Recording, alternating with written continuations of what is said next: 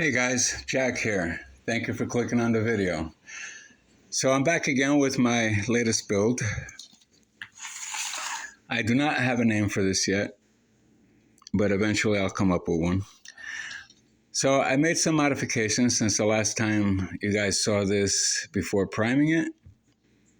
I added a little net back here. I want to put some goods in there for like trade, and I want to put some camping gear, like survival gear in there. I also added a little shovel that I made, a little miniature shovel right here. It's kind of hard to see because everything's so dark, but there's a little shovel right here that I hooked up to the side of it. That would be essential to have in case it needed, in case the driver needed to dig himself out of a ditch. Maybe he'd be caught in a mud hole or something and needs to dig himself out. So that would be like something really important to have. I also made two little guns that I attached over here, and I added a little bit of plastic to act as a sensor.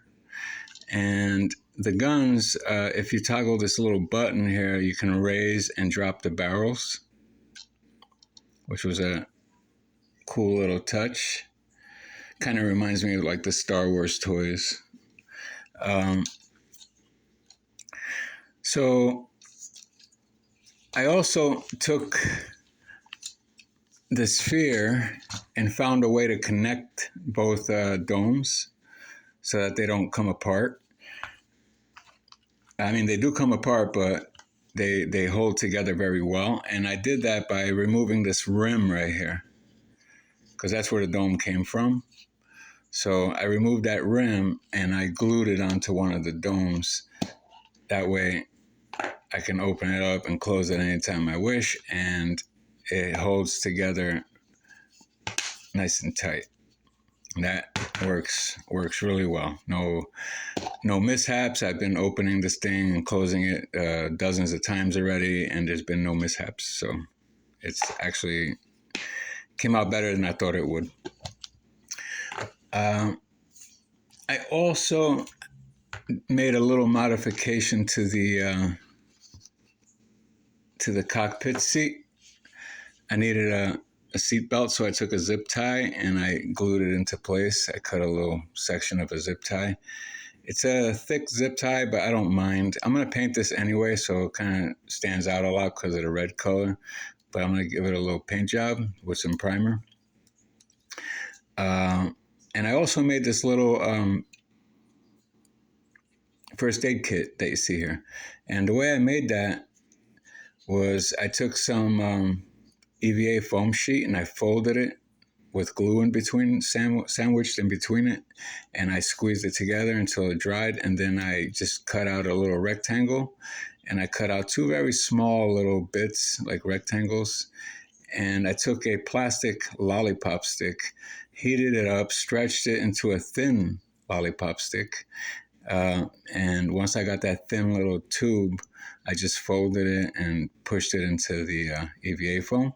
And the way I did that was I made two pilot holes with a needle, and then I just forced it in and I added some glue to seal it. And this little red cross here I got from a Band-Aid box. I just trimmed it out with a scissor and glued it on. And there you go. You got your little first aid kit. And I hooked it up right here because it would be convenient for the pilot to be able to reach in case of an emergency. So yeah, that's it for that. I have to remove it though. I went and glued it to see how it would look on it, and now I have to remove it so that I can paint the cockpit seat.